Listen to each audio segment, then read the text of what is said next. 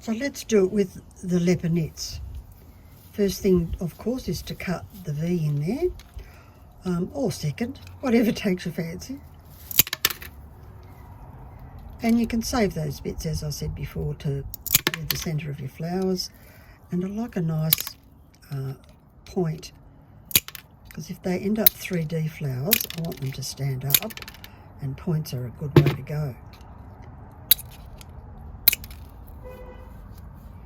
So you can see I'm on the thicker part of the plate, so it requires a little more effort with these, and then we can just shape them around. Once again, it's still nibbling, but you can see how the ceramic scissors are just absolutely built for the job.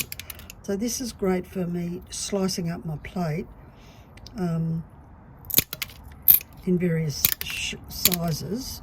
That routine I have for cutting plates down, but you can see how the wheel nippers work fine. Not as good as the ceramic scissors, but you still get to where you need to go. Ceramic scissors are also fantastic for tiles, ceramic wall tiles, which we all know and love.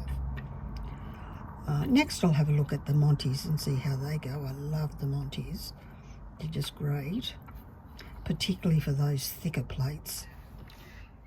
So I have a nice purple ceramic disc in the middle, and you think, oh, that's just not going to be the right size. But remember, these have a curve, so when I push this into the glue, it's going to be slightly up, which is how I like it, but exactly the same depth as this ceramic dot.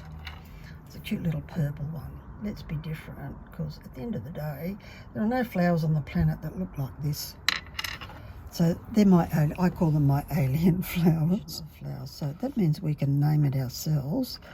And when you name a flower after yourself, you just add an I on the end of the name.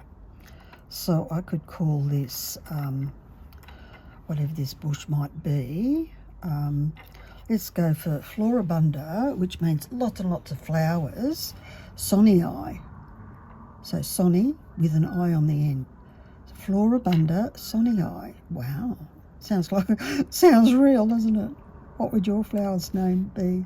Sounds like a bird. It's going to be after myself. How cool is that?